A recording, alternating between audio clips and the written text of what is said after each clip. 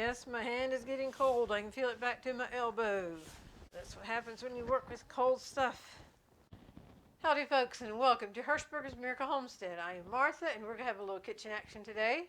We are putting together some meatloaf. This is one recipe that was not originally Mom's.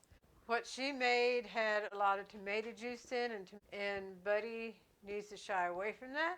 So we have this recipe that we have been making and we do enjoy. So I will pull you in, we'll go across the ingredients, and then we'll get started. For the meatloaf, we will need hamburger, milk, bread, chopped celery, chopped bell peppers, chopped onions, salt, and pepper. And then for the topping, we will need mustard, soy sauce, ketchup, and brown sugar. So we will set the topping aside. First of all, we are going to break up the bread in the milk because that has to soak. So you can just break it up, or if you want to cut it up, you can as well. With a spoon, we'll just push the breadcrumbs down in the milk. And this should get all soft and soggy to be able to mix it in with the meatloaf then. Okay, while the bread soaks in the milk, we will start mixing the rest of it. And I did put a glove on. I like to mix it by hand, but I did put a glove on. So for the meatloaf, here's hamburger, bell pepper,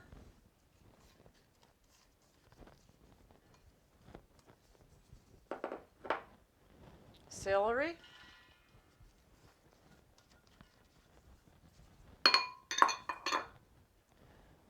onion, salt, and pepper. And thanks to Dorothy, I didn't have any prep work to do as far as with the cutting up of the celery, onions, and bell peppers. But she did that all for me.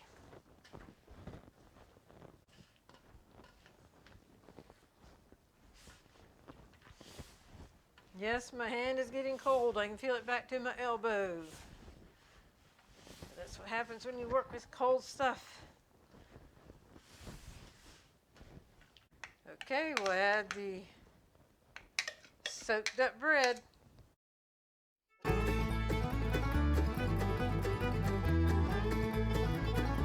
did lightly grease the pan.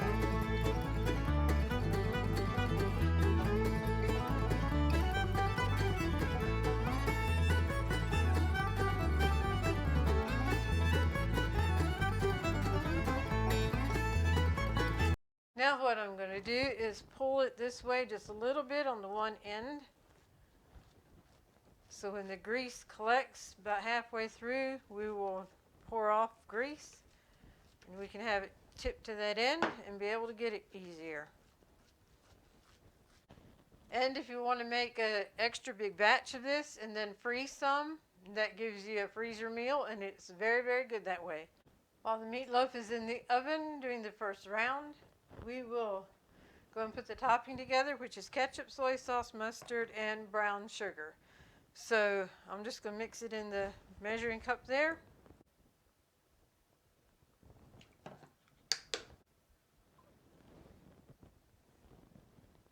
Let's give this a little toss together.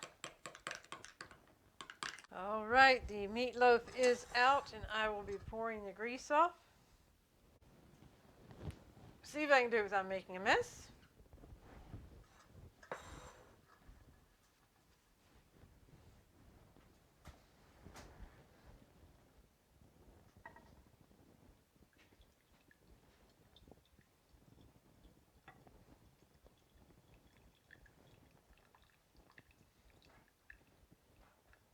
And that will be good enough. It doesn't have to all come out.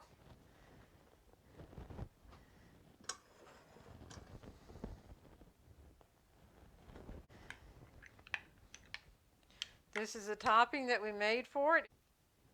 We're going to go very light on this end down here, and this will be Buddy's. You can have just a touch of it, but not much.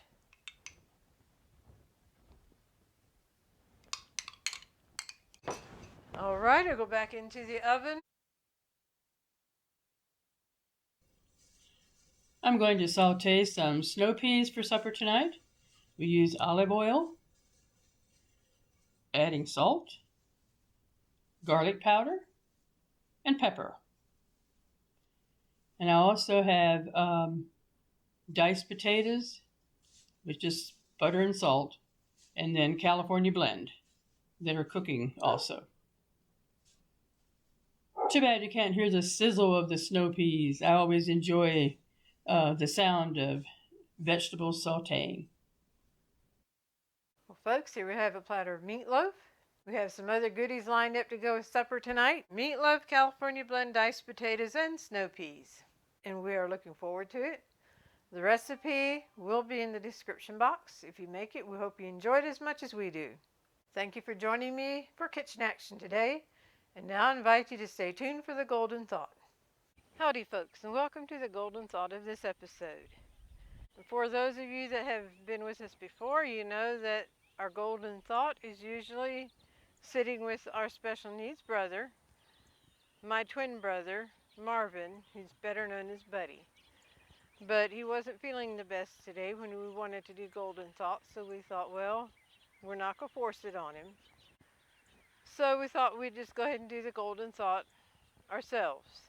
But earlier this week, we had videoed Buddy walking down the hall carrying his shoes, and because we wanted you all to have a glimpse of him with doing something other than just sitting too, because he is mobile. So we're going to include that clip of him bringing his shoes. And then also we have a photo. Years ago, he was very much that everything had its place, and not just in place, but everything had to be just so, including when he took off his shoes. His shoes were always placed just right, and the shoestrings stretched out. And he could spend the longest time bent over trying to make these shoestrings were to his satisfaction. One time when he was done, then I took a picture of the shoes, so I'm going to include that photo in with this too. Here comes our buddy. He's getting ready to put his shoes and socks on.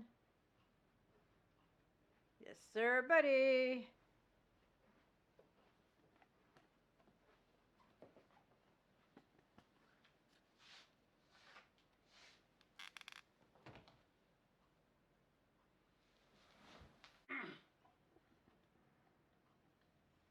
Yes, buddy. Good job. You brought your shoes and socks out, didn't you? Uh-huh. One of us will put them on for you. You notice his one shoe down there has a toe cut out because he kicked his big toe and the toe beside it. He did something, and those nails turned dark, and the toe was red. Of course, he wasn't able to tell us what happened. He didn't call out in pain that he hit himself or anything, so we don't know what happened. But we needed to take pressure off of the toe, so we cut the end of the shoe off.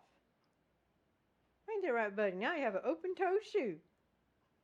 Yes.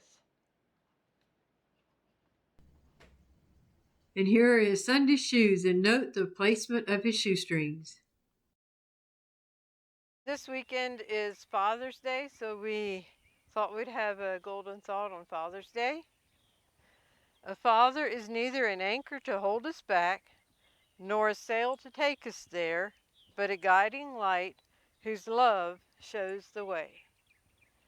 And we know not everyone is blessed with a loving father, and our hearts goes out to you all that have missed that.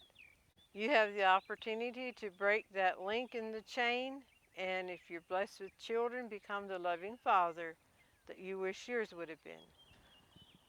We were blessed with a good dad. We knew that he loved each one of us, 7 children.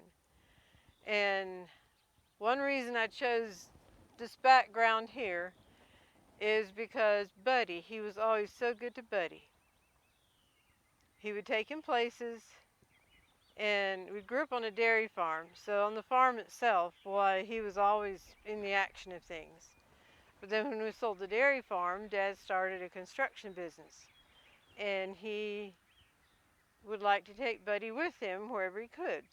And he would set up sawhorses, and they put boards across the sawhorses for one purpose only.